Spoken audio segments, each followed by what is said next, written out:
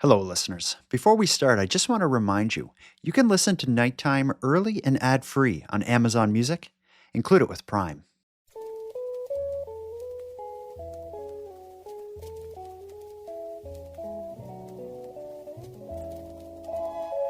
You are listening to Keep Canada Weird. Handsome Aaron Airport.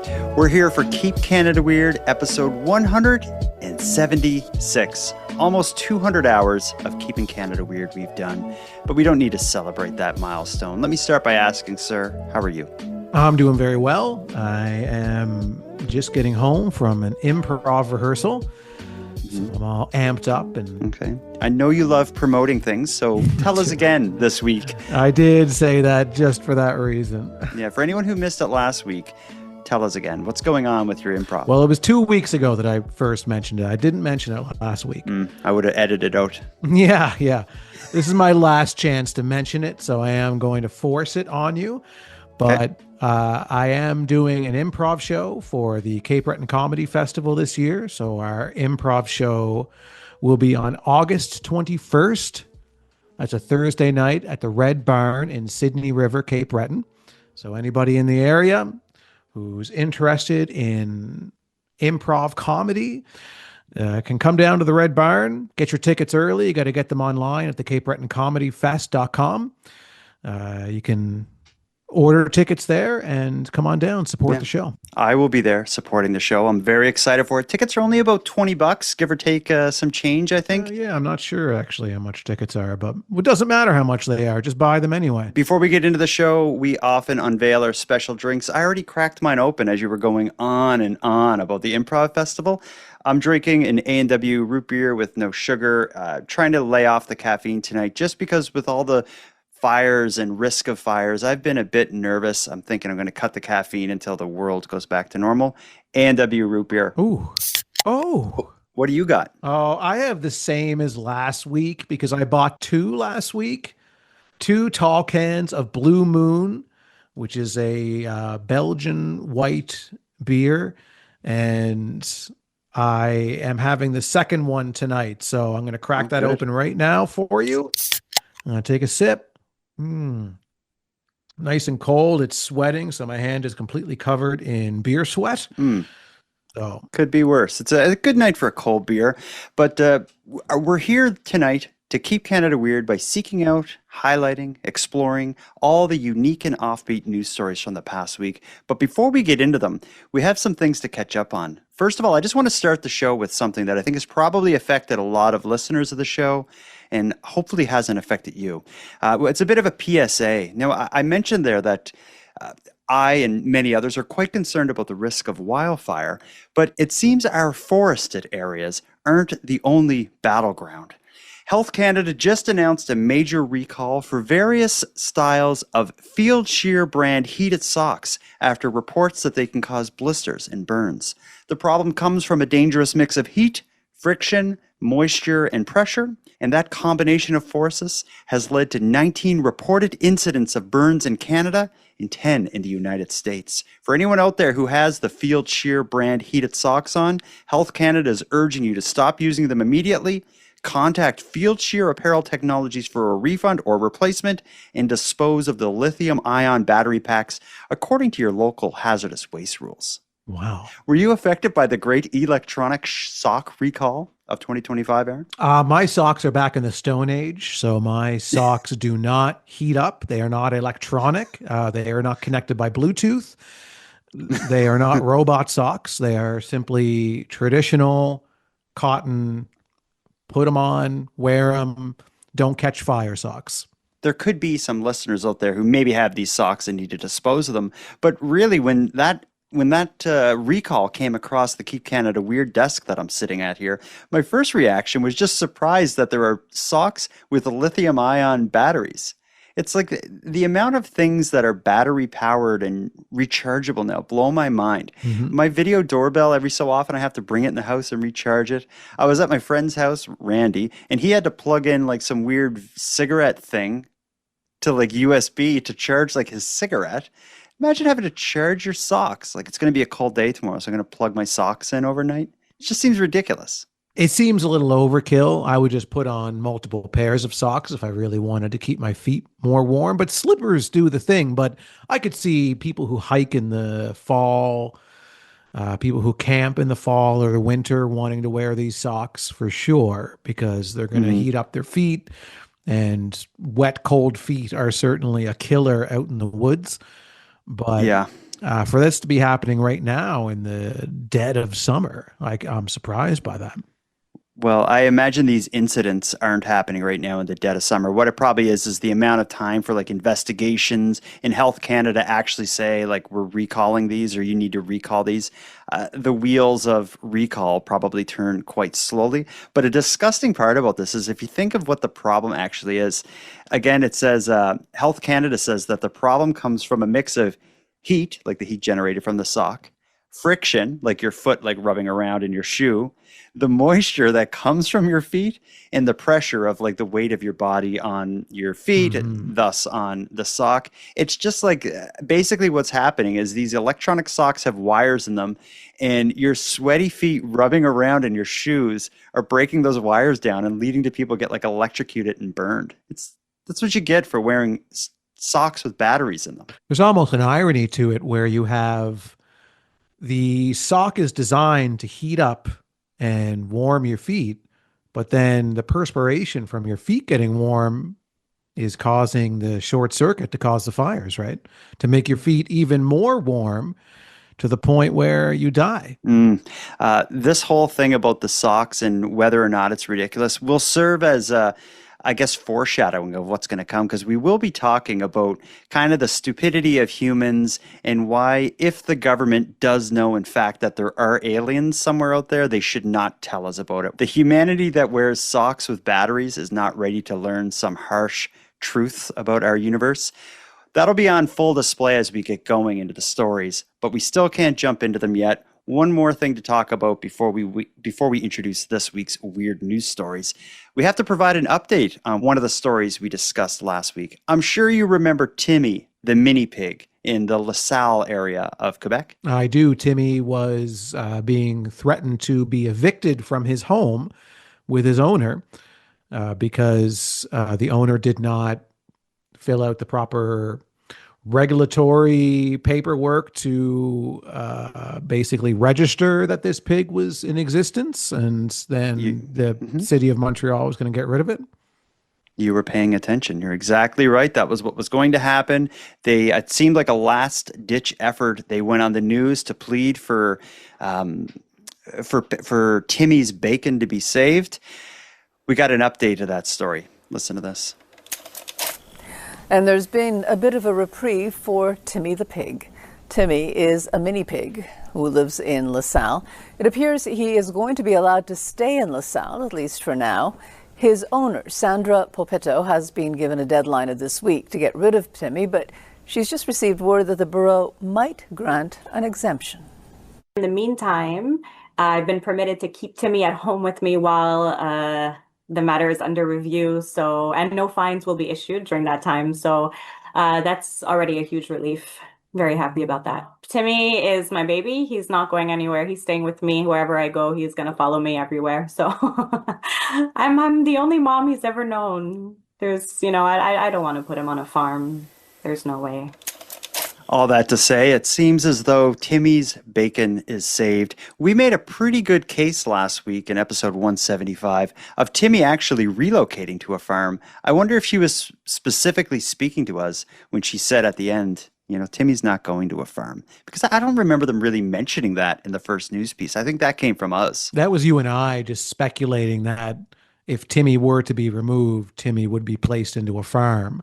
But we're extremely uneducated individuals. We know nothing about pig placement. So we apologize to any listeners who took that as truth and told everyone they know that Timmy is going to a farm. But I'm glad that they gave her a bit of a break. And I think she's probably in the clear. If they were going to enforce that rule, they couldn't have delayed that. If they're going to give her more time, they're in now. She just needs to drag this out and they'll move on.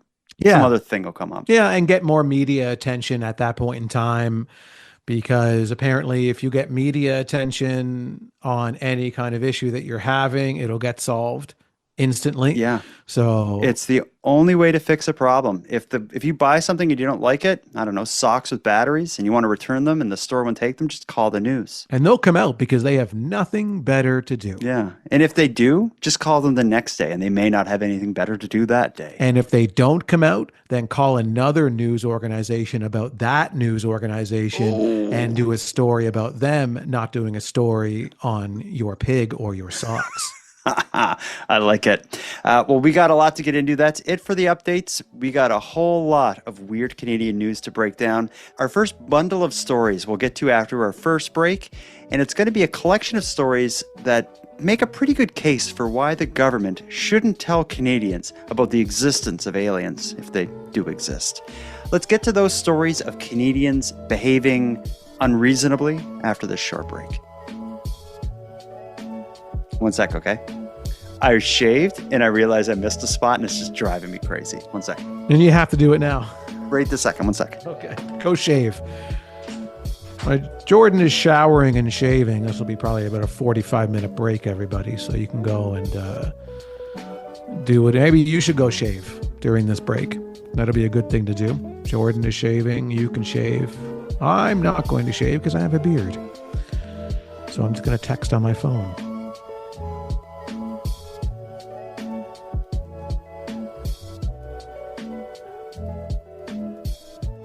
Handsome Aaron Airport. At the beginning of last week's episode 175, we talked about the risk of wildfire and how the province of Nova Scotia has banned its residents from entering forested areas. At the beginning of this episode 176, we again talked about some of the nervousness surrounding the risk of wildfires here in Nova Scotia.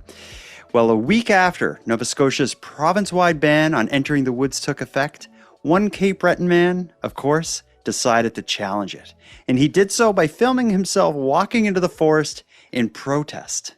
His act of defiance, of course, has gone viral because people can't look away from stuff like that. But it's also led to a $28,000 walk in the woods. Here's the story of Jeff Evely, the man who intentionally got a ticket by going into the woods in Nova Scotia. A week has passed since the Nova Scotia-wide ban on entering the woods came into effect, and some citizens are already testing its limits. A Cape Breton man's videos went viral over the weekend after he went to the Department of Natural Resources office in Cox Heath and announced he was going into the woods in protest. So I want to challenge this order in court, and the only way for me to do that is to get the fine. So I'm not trying to make trouble for you guys, okay? I just want a piece of Tim Houston. Jeffrey Evely, who is a right-wing political candidate for the People's Party of Canada, got thousands of comments on his videos, some calling his actions a cry for attention, while others were outraged on his behalf. If I defy their orders to go into the woods, then I will be fined, and they also said that they would double my fine to $50,000. So I'm going to walk down here and go into these woods. He was handed the fine immediately upon exiting the wooded area, plus taxes. $28,870.50. Oh, man. I just got to ask right off the jump here. Did you actually watch his video? Yeah, I did see the video. I saw a few videos from him since this woods ban has been in effect here in Nova Scotia. There was one where he went to Peters Field, I believe it was, and they had certain parts of it taped off to say that you can't go into those parts, but you were allowed to go into certain other parts, because that park is like, it's part of it is park and part of it is trail.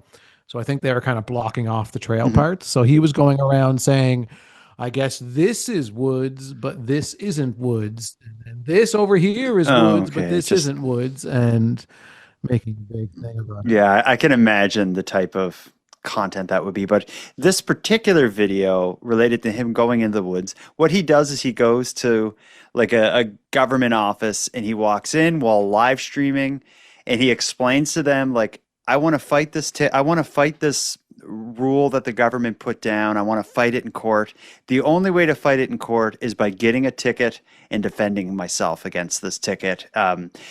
He says in that news clip we listened to, I just want a piece of Tim Houston. Tim Houston is our province's premier. So what he's saying to the people at the government office is, I want to battle this out with the premier. The only way to do it is if you get a ticket, so that way I can end up in court. And there's a bit of background in that because apparently he's complained about a similar thing in the past, some kind of ban on outdoor activity, but a court wouldn't hear his argument because they said the ban was lifted. You never got a ticket. Like there's nothing to. We're not going to argue about whether or not a ban that's passed is legal or not. He doesn't want that to happen again, so he went in the woods. He told them when he went to the office, I'm going in the woods. I don't want any trouble. I don't want to give you guys trouble. Just come give me the ticket. And they did it. And I didn't realize it had tax on it. It ended up being a little over 28 grand. I don't care who you are. That's a good chunk of money. Well, he has a lawyer from, I think, Ontario, who is going to be his legal counsel throughout this whole process. And I think the argument is not over the fact of there was a law that I knew was in place and I broke it intentionally. So I don't have an argument. The argument is that this law shouldn't be in place at all. Would you stick your neck out $28,000 far to prove that point, though? You know, I wouldn't, because I don't have $28,000 in case I lose. Maybe behind the scenes he had some kind of like special interest kind of like group that was willing to say, you know, if it ends up sticking, we'll pay it or we'll crowdfund it or something. I could see that. I'm sure he does. When you look at the discourse surrounding this online, it is divided. I'm seeing people call him the biggest idiot in Nova Scotia, and I'm also seeing people call him a hero who's standing up against, you know, government overreach. So it's pretty interesting. Yeah, I wouldn't put him in the hero category, that's for sure. I would definitely put him in the more towards the attention, the social media star kind of. Yeah, I could see that thing. You know, the dance. You know, that people do when they see an opportunity. They're like, wow. Think of the traction I'm going to get throughout this entire ordeal of battling this ticket, going into the woods on purpose to prove this point. Throughout the whole legal proceedings, you know, he's going to have all this content that's going to really push his name, because I think he wants to be someone who's in the limelight of the, you know, provincial political scene, right? Yeah, I could see that. But and it's not just him doing it. He's being encouraged and egged on by some media. Like I've seen so many posts and interviews with him where it's like a picture of, say, like him holding the ticket, and the caption will be something like, "This man got a $28,000 fine for walking into the woods in Nova Scotia." And it's put together like, how ridiculous is that? But in the actual context of what's going on here in Nova Scotia and what he was doing, it's way different than he got a ticket for walking into the woods. He got a ticket for intentionally disobeying a public safety, like emergency kind of act because of the real serious risk of wildfires in Nova Scotia. And there's no question that it's a huge risk right now in Nova Scotia. The government's got to do what they got to do. And yeah, they're going to have a fight for against him over if he pays this ticket, but it's going to be one I'll be interested in watching. I'm kind of excited for the showdown between the guy Jeff Evely, willing to do this, and our premier, Tim Houston. Right. It is going to be an interesting showdown, and I'm very interested to see the arguments of why he shouldn't pay the ticket and why the ban is unlawful. Mm-hmm. So it's going to be an interesting ride, and we'll see how it turns out in the end. Yeah. Now, this was just the first story that illustrates why, if the government does know there is in fact aliens out there, they shouldn't let people know. You know, we know there's a wildfire risk. The government knows it. They try to stop us, and we get situations like this playing out. But here's another bit of evidence why perhaps humanity isn't ready to deal with disturbing, controversial truths of our universe. We have the latest in our series of dumb online trends that people are getting hurt doing. This is an interesting one. The latest viral social media trend that's injuring Canadians, it's especially dumb. It's inspired by Nicki Minaj's 2013 music video for a song called High School.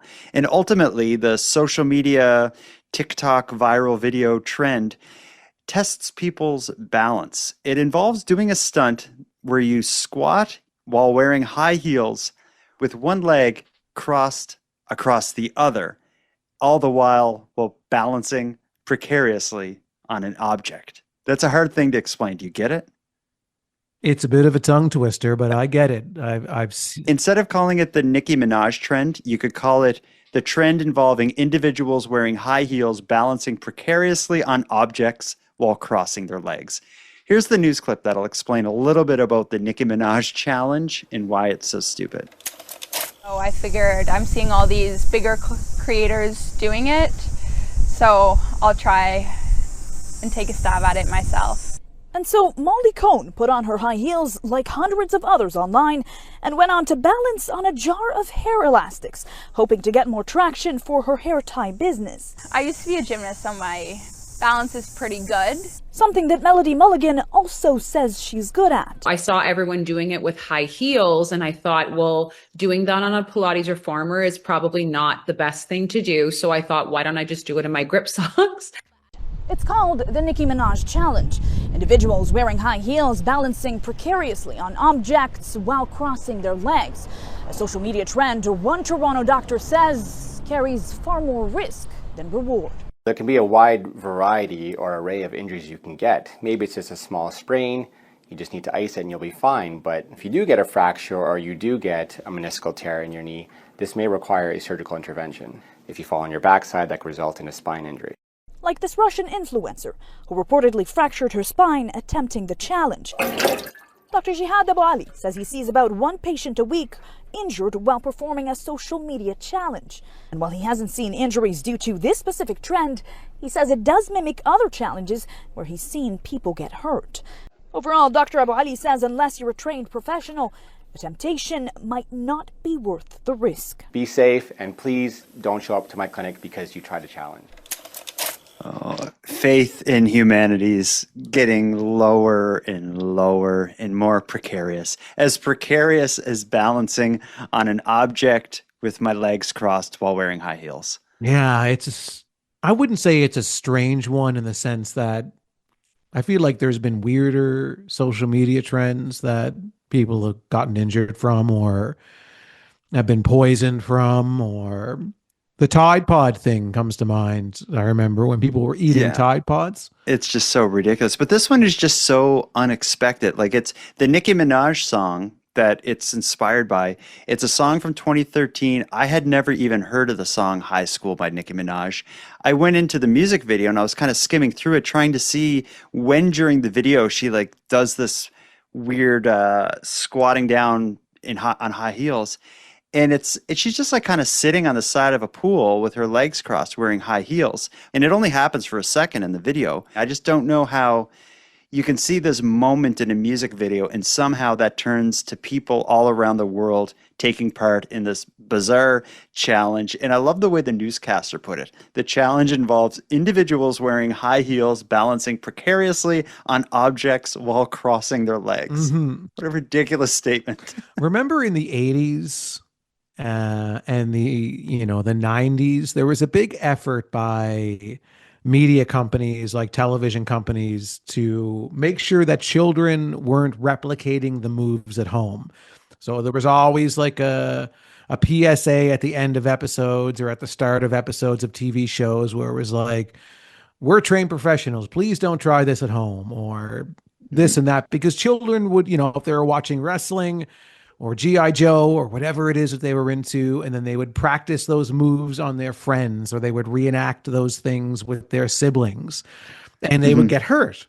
But it was really just predominantly children that you had to worry about and remind them, like, please, children, don't try this at home. But now it's adults on social media that can't help themselves, and they have to try these dangerous things themselves because, again, it's that insatiable desire and need for likes and shares and content and followers and all of these things that motivate grown adults to do this stuff that is clearly dangerous, that they are probably going to get hurt. And even if they didn't get hurt, the videos, you still look ridiculous. Like, you're really uncomfortable, like balancing precariously on something. The whole thing is ridiculous. I wonder if social media needs to have, as you're scrolling through videos and stuff, every so often you scroll to the next one and instead it's like an ad or something. You scroll to the next one and you're back to content that you want to see. I wonder if every so often, every 15th scroll or something or swipe, a little message pops up like reminding you not to do anything stupid or dangerous. It's not worth it. Almost like to talk you out of it. Yeah, but the only issue with that is social media companies are not going to want to do that because they want people replicating the trends. And if they tell people not to do those things, then trends aren't going to catch fire through social media, and therefore making social media kind of almost obsolete. So they want people to do these things. I don't recall the last time I heard like, don't try this at home, like we're professionals. And you know what else I think has gone away? It just popped into my head. You remember, maybe it's still here, but I feel like it's been a long time since I looked in a rear view or like the side mirror on a car and saw objects in mirror are closer than they appear. Is that still on mirrors of cars? I don't know. I'll have to look and see next time. It wasn't anything that I was really thinking about. So I'll have to take a peek next time I'm in the car. But Meatloaf had that song, Objects in the Rearview Mirror May Appear Closer Than They Are. Do you remember that song? Yeah, I do. I love Meatloaf. Yeah. As a performer, I know towards the end of his life, like Hulk Hogan, he became a controversial figure in politics and all this stuff. But as far as singing, oh man, Meatloaf can let it rip. And in fact, one of the best performances of the American national anthem was Meatloaf at a baseball game. You can find it on YouTube. The guy is like an amazing singer, but he did the Star Spangled Banner or whatever, the American national anthem at this baseball game, and he just like rocked the place. It was pretty awesome. Anyway, a little bit of a tangent. We got to get to the next story. If walking into the woods to get a fine to prove a point doesn't make you think humans aren't ready to learn complicated truths, if our willingness to balance precariously on objects in high heels with our legs crossed doesn't make you question things, this next story may perk your ears a little bit. This is the story of the BC man who recently filmed a fairy of all things. Steve McBeath installed security cameras at his home for a practical reason, to keep an eye on critters and the occasional intruder. But one night, his camera captured something far more magical, a shimmering humanoid figure that looked a lot like a fairy. Here's the story of the fairy caught on film on Vancouver Island. Before he ever imagined seeing something magical, Steve McBeath installed security cameras to be purely practical.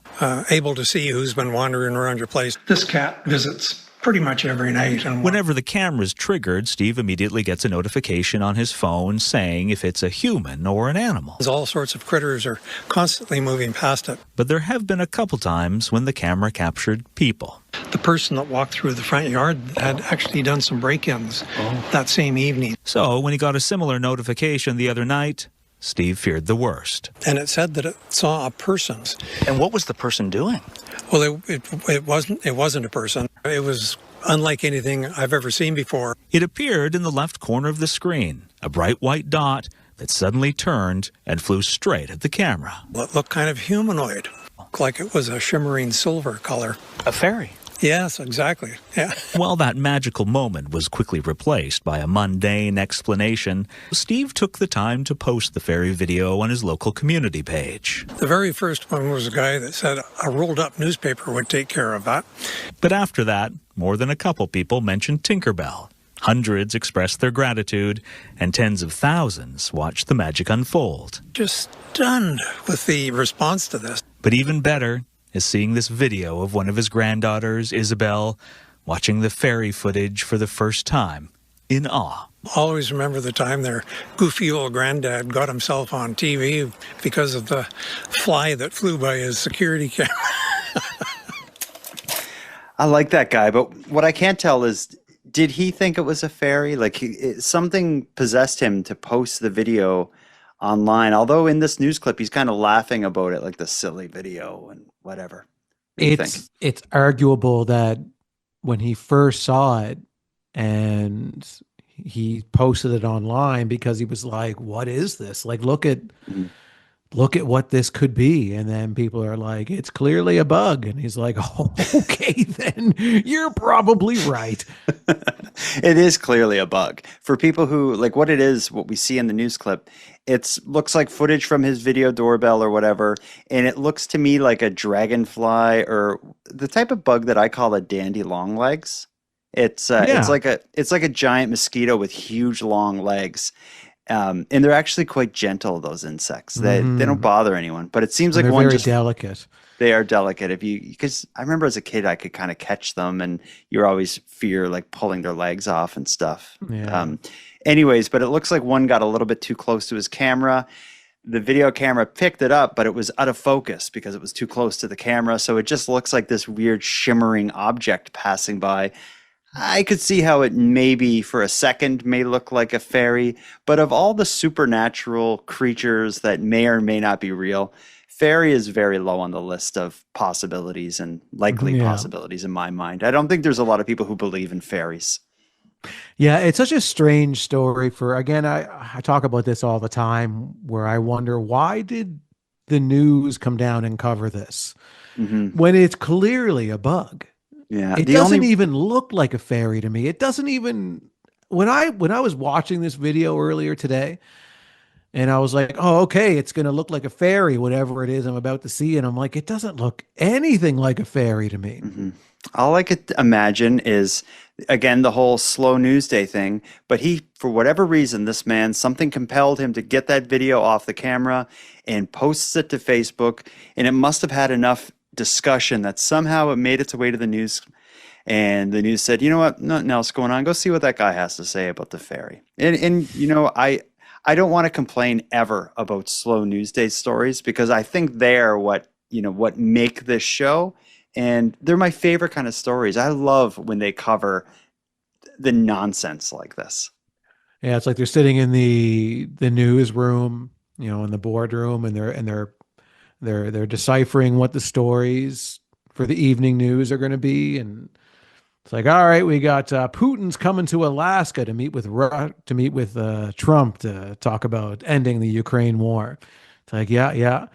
And it's like, we also, before we cover that, we do have a story about an old man who, in his security camera, caught something that doesn't look like a fairy at all, but he says it does, but it really doesn't at all. Should we cover that instead? Yes. We should definitely cover the fairy that doesn't look like a fairy. That's clearly a bug. Yeah, I wonder if there's a place in this modern world for like a revamped National Enquirer. You remember that whole magazine tabloid thing you'd see at the grocery store? It was, Elvis lives. He was spotted in Florida. Bat Boy does this thing. Woman gives birth to an alien, and all that. Those kinds of stories. That just somehow it disappeared, and I don't know if there's anything that ever took its place. That just seemed to go away because people actually believe that stuff, but also people read it for like kind of the comedic and absurdity value of it. But yeah, maybe we need something like that. I would never buy them, but I would certainly, when I was waiting in line at the grocery store at the register, I would pick it up and skim through it. Yeah, so what the hell is this? I never really bought it either, but I would love to work for them. Like, it would be awesome to work for a news organization that doesn't actually cover news. It just makes up crazy stuff. It's just like working for a comic book company, except instead of drawing comics, you're like doing like a news version of it. Well, you could start one now that would have ChatGPT write all of your made up stories for you. Yeah, that's the magic wouldn't be there though. It's not about magic. It's just about putting garbage in grocery aisles. Yeah, that's a good point. And do they still make Archie comics? That's the other thing that was always in the aisles with them. I think they probably do. Riverdale hasn't shut down. They probably make them. Yeah. They probably make them, but I don't think they sell them in grocery stores anymore. It's a shame. The world's gone to hell. Nah, well, that's why you got to start believing in fairies. On that note, the ever optimist, handsome Aaron Airport. Let's take our second break. When we get back, we have two stories that may even be weirder than the man filming a fairy with his video doorbell. We got two I call WTF stories after this break.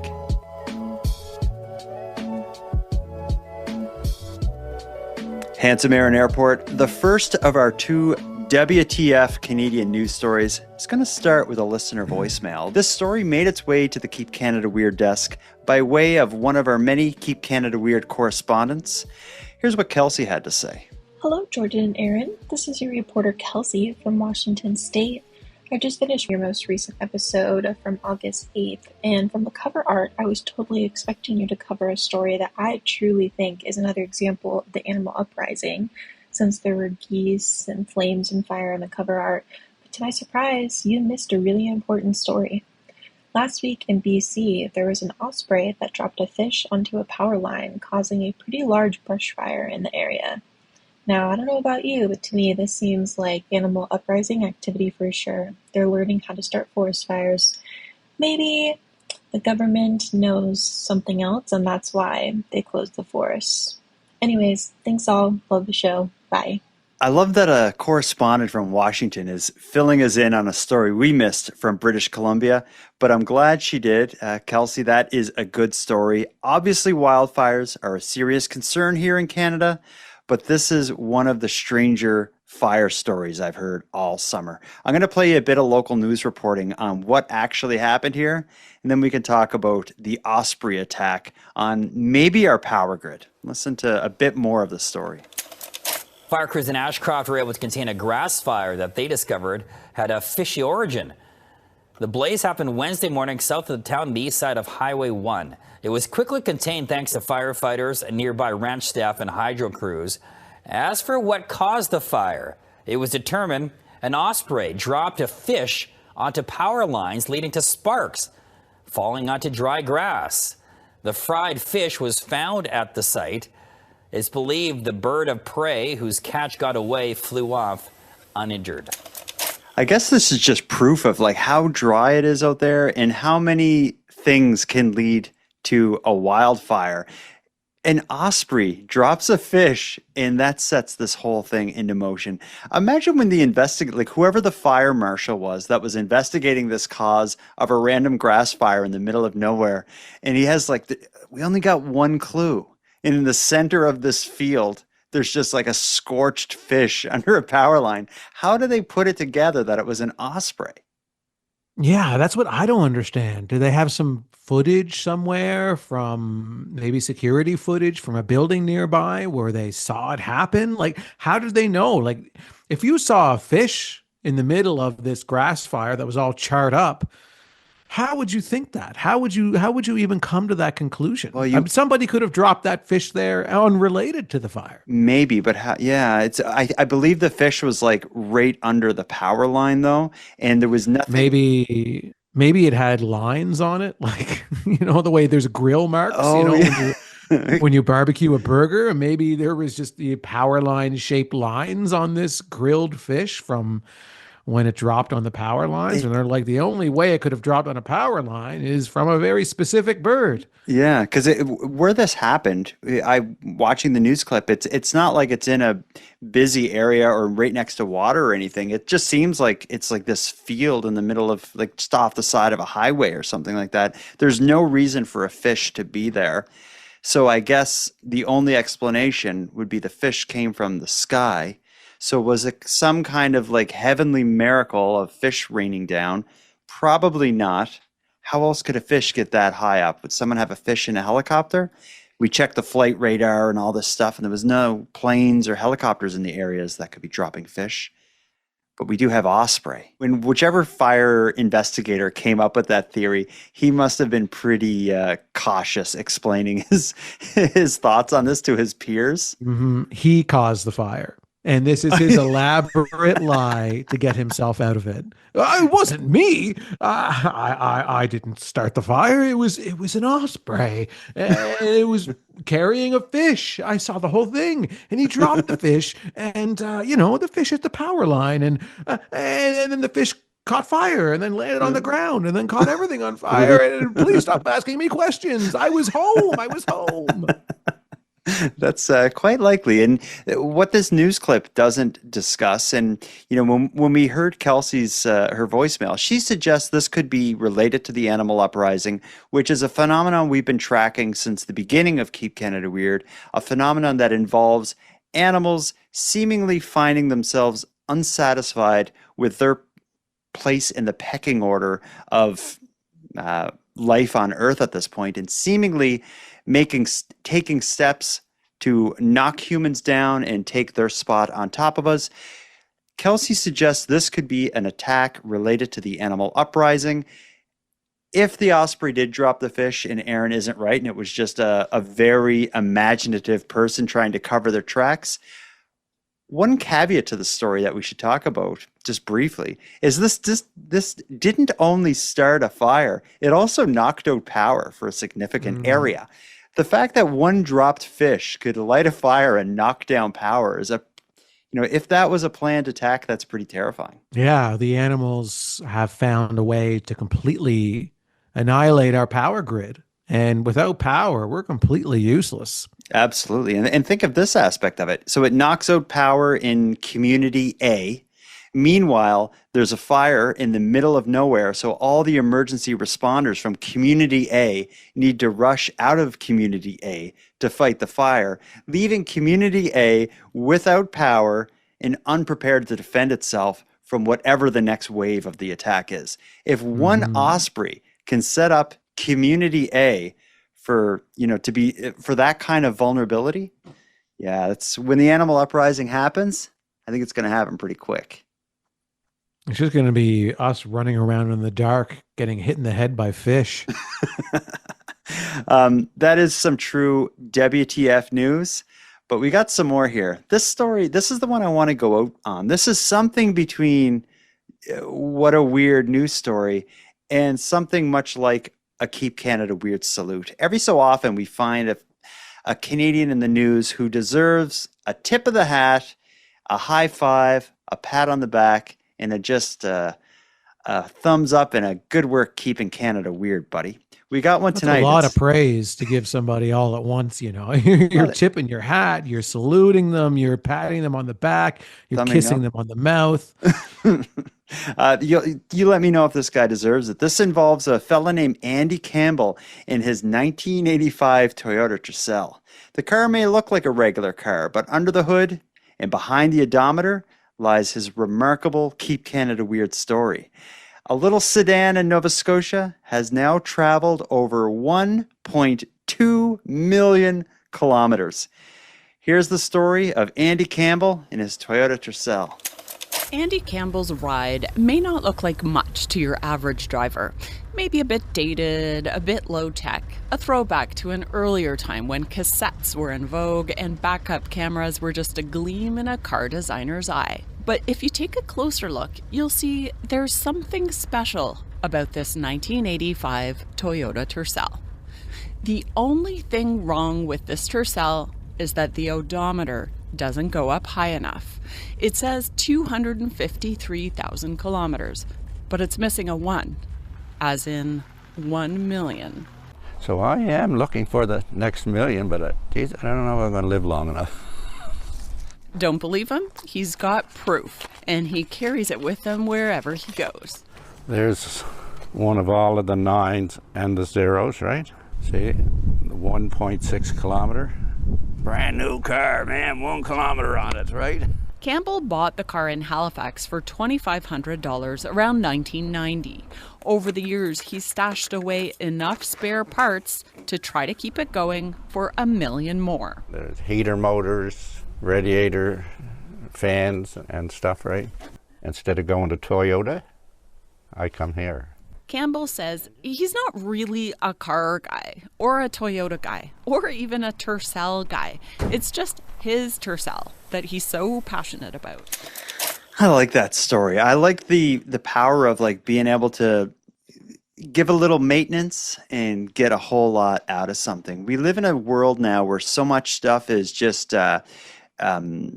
discarded and thrown away and made to be treated that way. The story of Andy Campbell, he buys this old, looking at it, kind of crappy Tercel back in whatever it was, 89. He buys a bunch of spare parts for it, and he manages to keep that thing rolling for 1.2 million kilometers. I've never heard of anything even near that. Yeah. I'm gonna ask a question here, though. Okay. And you answer honestly to me. Sure. No matter how you feel about Andy and how nice he seems and whatever else you think about him, I know you've already pre-saluted him and tipped your hat as well to him, but is this still the same car if he's changed that many parts of it and replaced that much of it over the years? That's a good question. Can you argue that this car has 1.2 million kilometers on it when he's replaced 99% of it other than the frame? I will accept your question, and I will take it seriously and respond. Now, if you read the entire article and learn a lot about what Andy's done, almost every component of that car has been replaced at least once, and that's how it has to happen. I do believe it is still the same car. Tell me this. My grandmother, who was on this show, I think 2 episodes ago talking about ice cream, she's about to turn 95 in a couple weeks. And just the way a human body works, as it grows, it sheds skin, you cut your hair, all this stuff. My grandmother's, in a human body, it's kind of changing over time. Like, is there anything on you right now that's been there since, you were 10 years old, do you think? I guess your bones were, right? Yeah, all of it. No, it's I mean, all the different. skin, the skin, I can argue or agree with Hair. you, actually. That, yes, hair, skin, but your heart, your bones, your organs, all of these things are, yeah, I guess, have been there the whole time. This guy has replaced the heart. He's replaced the intestines. He's replaced the kidneys. He's replaced pretty much all of it except for the shoulders and the knees, like that's pretty much. Yeah. Well, I'm sure the knees in the context of the car analogy, the knees would be like the ball joints or something. They've been replaced a ton of times. Yeah. How about this then? Yeah, that's so you've won the first round of this. How about, let's think about a band. So they got a singer, bass player, guitar player, drummer. They release an album. It's awesome. The next album comes out. It's a different guitar player. Still the same band. The next album comes out. Drummer dropped off. They got a new guy playing drums. Still the same band. When it gets to the point that there are no original members left, is it still the same band? No. Yeah, it's hard, eh? It's like, I guess, like on paper, like legally, it's still the same band, but really to a fan, it isn't. I wonder, I guess what it would come down to is what's the VIN on this car? Because the VIN is written on like where the windshield meets the dash. It's on the door frame. I guess at this point, he probably has several VINs on the car. A VIN is the vehicle identification number. But if you look at the registration, the government must have given some kind of VIN or settled on something. I don't, if they kept the same VIN as when he bought it in 89, I guess legally in a court of law, it's still the same car. Sure. But I think I'm seeing it your way. Yeah, that's how I feel about it. Now I will tip my hat to him. I will salute him. I will Canadian French kiss him over the fact that he has bought this car and over the years has replaced everything pretty much. And that takes a great deal of dedication and skill and just all around know-howedness. Probably a bit of stubbornness too. Sure, but all great qualities. Oh yeah, there was definitely some people in his life that are like, just get a new car with a warranty. Sure. But I like that vintage Tercel though. I love the look of that car, the one that he has, and he has 2 of them. Yeah, he did. Well, and they're identical. Yeah, it is. It's one of them was in 85, one was in 86, but they did look the same color. And it's funny when you look at an 85, 86 Tercel, it's this big boxy thing. It's almost starting to look like a Cybertruck or something. Like it's got these like hard edges. When I saw it drive out, I was like, it almost looks futuristic. It's so retro. Yeah, but I love the look of those cars from the 80s, those Tercels, and they were tough cars. But I do think at the end of the day, this is not the same car and would have a different brain, a different personality, wouldn't even remember being purchased because their brain has been replaced. Well, I wonder if the odometer was replaced. I don't know. Because that would change everything. Probably not. Yeah, for people who are listening and don't see the news clip, at one part of the news clip, to prove what's going on, like on his odometer right now, it reads like, I don't know, 230,000 kilometers. But he carries with him photographs that he took and developed, showing like when it was reading 999,999, when it turned over to 00000. So he just carries proof. So is the fact that his car has 1.2 million kilometers his whole personality? Maybe, but if so, I still tip my hat to this guy. You said you would tip your hat and kiss him and everything, but you sounded a little sarcastic. No. I'll kiss him. Are we unanimous in the Keep Canada Weird salute for Andy Campbell and his 1.2 million kilometer Tercel? Yeah, I salute it. I salute the effort.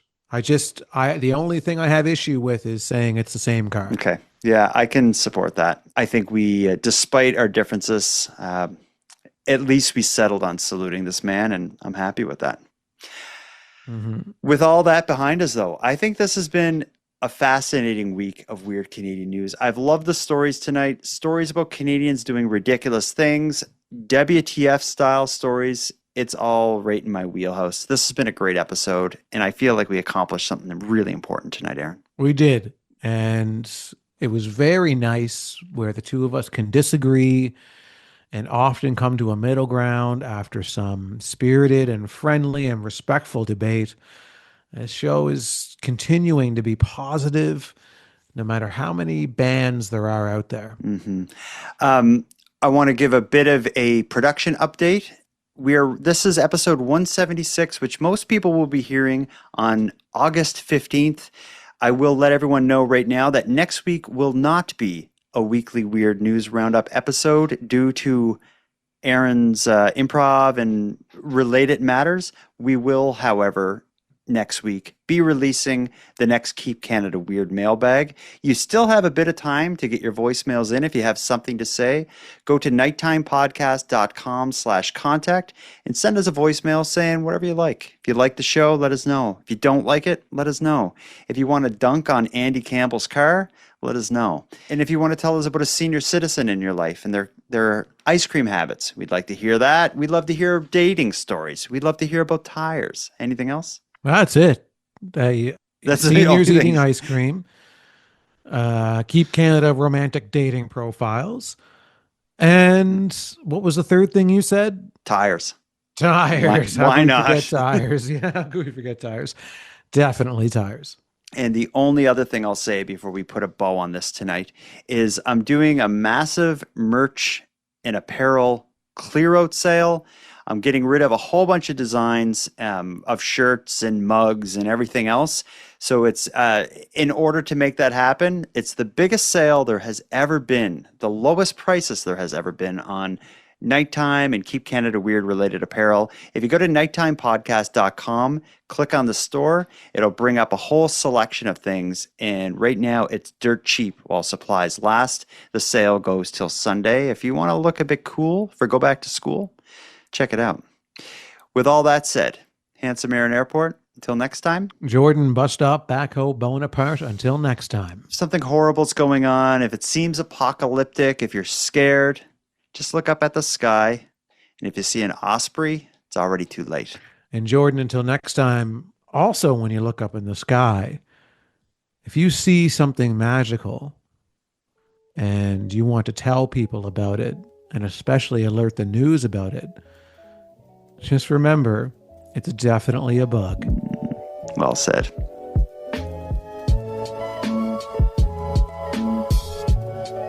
I want to thank you for helping Aaron and I fulfill our mission to keep Canada weird.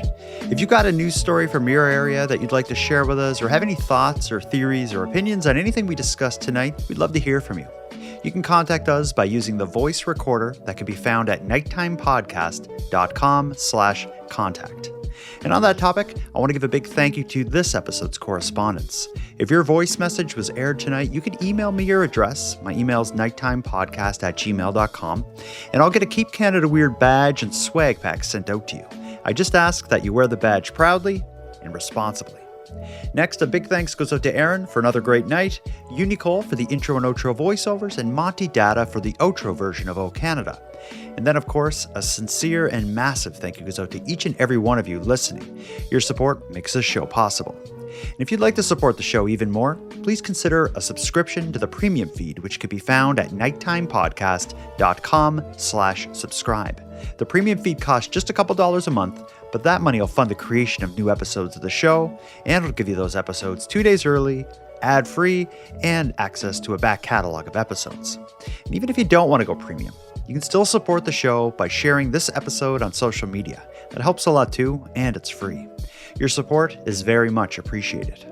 So with all that said, until next time, take care of each other, hug your loved ones tight, and together, let's keep Canada weird. And keep Canada weird. Please keep Canada weird.